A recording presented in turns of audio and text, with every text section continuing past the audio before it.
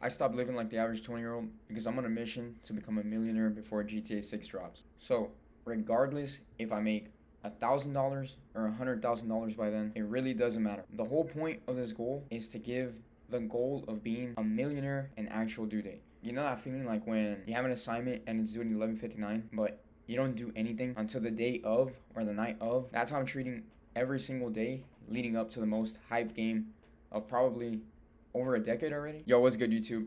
I'm Alec Paps, and just like I said, I'm on a mission to become a millionaire before GTA 6. So if you're also ambitious and trying to build something of your own, this video is perfect for you. These are 5 traits that prove you're willing to work towards the life you keep saying you want. Starting off with number 1, you have faith in God.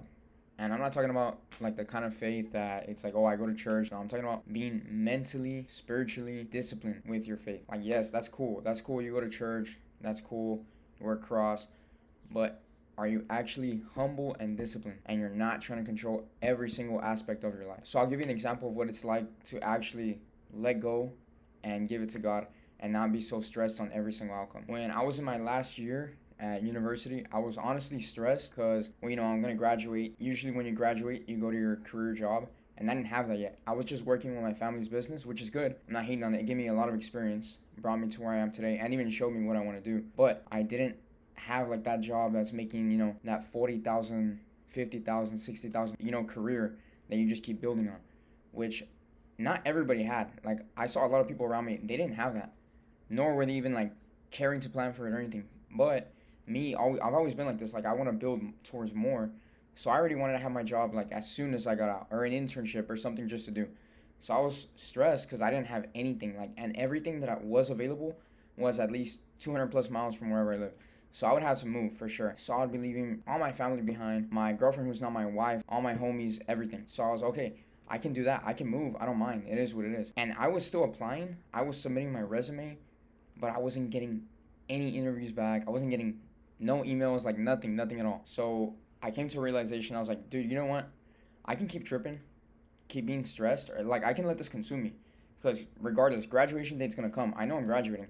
I'm not gonna say, oh, I'm just gonna stay for longer. No. I had a choice. It came down to, do I just keep stressing, keep trying to apply, keep trying to do, like, reaching for things that I don't have control over, or do I just take a deep breath and give it to God, like I can't control this, bro. I'm doing my part. I'll just give it to God and let Him take care of the rest. I kept applying to jobs. I kept working, of course. I graduated. Then a little over a month after graduation, this job came up, bro. Remote work, high paying, like way over anything that I was even thinking of. The most important thing, bro, was I didn't have to leave, go to a whole new city I'm not even familiar with. And that's what faith honestly looks like. Just surrendering yourself and your life to God, like letting Him control the outcome. And then a lot of people forget, or maybe it just becomes hard. But once you get what you pray for, don't forget to stay humble and keep up the grind and keep thanking God for everything that He's given you. All right, number 2, you surround yourself with like-minded people. And honestly, it's way easier to chase like these big goals, these big dreams, when the people you surround yourself with, they're also chasing the big goals and dreams. Maybe not the exact same thing, but something similar, like they're not distracting you. They're not like, hey, Pops, like, how come you're not coming to the club with us? Like, oh, how come you're not going to drink tonight? And it's okay. It's okay to enjoy your life. I'm not saying don't ever have fun, but bro, it's way easier when the people around you are also like, okay, I'm going to the gym today. I'm working to this time, or I'm going to class and then I'm going to focus on this business that I had in mind. Bro, can you help me with my business? Can you record me make an ad? Like anything like that, bro, when you're surrounding yourself with people that also want to grow, that's going to leave you to be like, okay, like I have no choice but to grow as well. And I'm blessed that the people around me, they're all working towards something. Whether it's providing for their family, that's really big. They want to travel, so they want to make money to explore and see the world. Or they're just establishing their career the way that I did too. So I can relate to that. And I can help them too. I can give them guidance on, hey, bro, I did this. It didn't work. But if I did this better, it will work. When you surround yourself with like-minded people, you train each other. Like iron sharpens iron.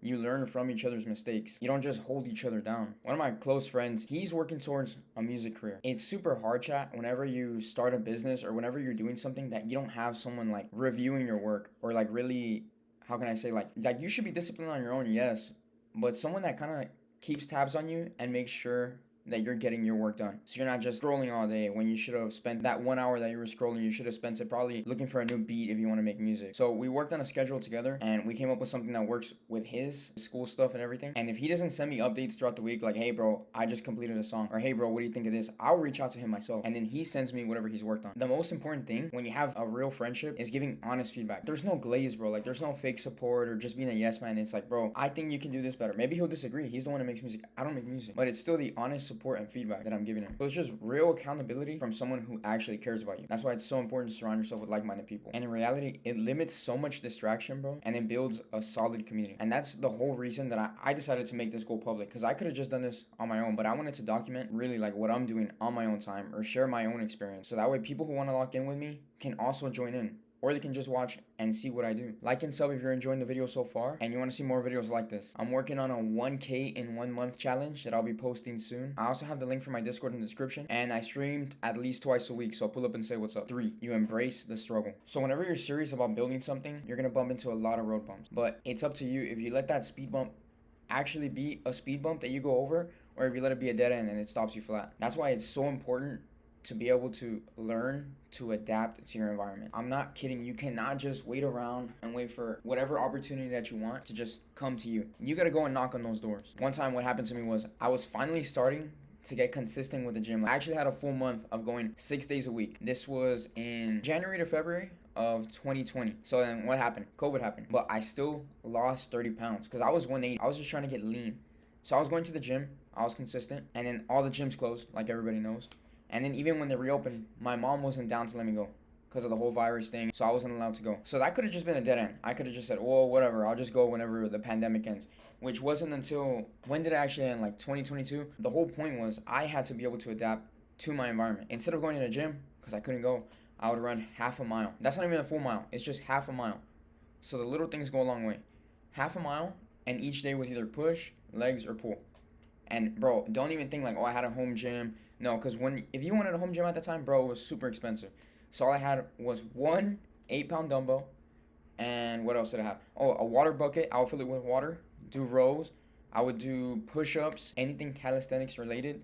I would just do squats, lunges, and I was outside if it was raining and muddy, or if it was in the middle of summer in the South Texas heat, bro, I was out there grinding. And that's no excuses, just resourcefulness. And that's the exact same mindset that separates the people that want it from the people that actually go and do it.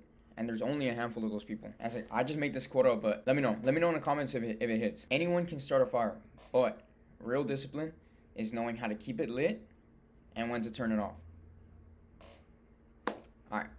And that leads us to number 4, knowing when to quit. This is super important because you need to know when things become a distraction and you need to prune that branch. If it's not, that's how you know it's actually feeding towards what you want to grow. Now, this can mean a lot of things like procrastination, too much screen time, things that you're doing that at the end of the day, you're like, bro, I did so much today. But in reality, only like 1 or 2 of those things actually helped you grow. I relate to that because when I was first starting my business, I told myself, hey, I'm going to get on LinkedIn and every day I'm going to send at least 30 connections. First thing in the morning before work, I'm going to send 30 connects and I'm going to go on with my day. But what was wasting my time was LinkedIn has like these little like puzzle games that you can play, like a crossword or whatever the case is, right? But I was starting to do that. Like after a week, I was like, okay, I'm gonna play this puzzle game, and okay, they have another puzzle game, so I'm gonna play like 3 puzzle games before I send my 30 connection.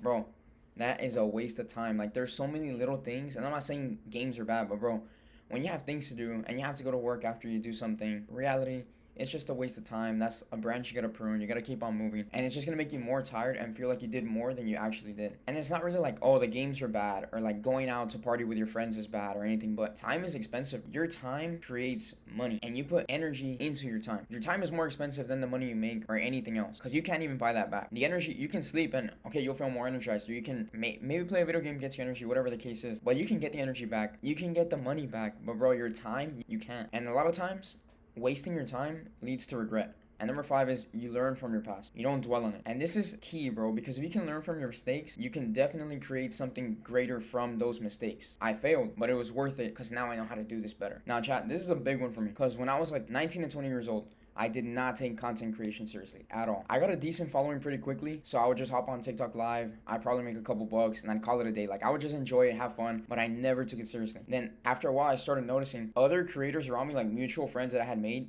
were starting to get actual sponsorships, and I wasn't. And at the time, I really didn't get why. Honestly, I was enjoying seeing like, oh, my Instagram following went up, my TikTok following went up again, or like, this video is going viral. I was having fun. So I really didn't get why. I was like, my video has more views. I just didn't get it, so I kept pushing. But when I was between 21 and 22 years old, that's when God really humbled me, and I noticed I didn't treat it as an opportunity. I was just acting like I was too cool for school. I didn't put in the effort. And learning that, I counted as a blessing, because that really taught me what it was like if I just kept procrastinating, or if I just kept treating it like it is what it is. Like, it'll come to me. I don't have to work for it. So I really locked in. And that aspect didn't just apply to content creation, because what I learned from being like too cool for school, I literally started applying that to school, because I was just chilling in university. Then I started grinding. That's when I noticed, oh, I made the dean's list. Oh, I can take 6 classes and get B's and A's. I thought I would fail. No, I started applying that lesson to other things in my life, and I really saw it flourish. So I know if I'm asking God for a certain thing in life, I need to be ready, because when he opens that door, I have to be willing to work. And if God gives me something, it's because he trusts me to be able to do it. So I can't let him down. That's our free will, that we have to work towards what he gives us and with what he gives us. There was one time I told this successful entrepreneur, I was like, man, I wish I started my business way back then. And he told me this: the best time to plant a tree was 2 years ago, and the second best time, that's today. So instead of dwelling on the past, take that lesson and do something with it. Those are my 5 traits. I had a bunch more. I was on a run, and I was like, bro, I want to add this, I want to add that, but these are my 5 favorite for right now. Add another 5 if this video does good. Also, don't spend all your time cramming a bunch of like self-improvement videos or videos like this. Usually whenever I watch a video and it's like something like this, I'll get kind of excited, like if the creator mentions something that I relate to. So I start focusing on like my own thoughts, how I relate, or what I can apply to my own life. And then I feel like, oh, I want to watch more of their videos.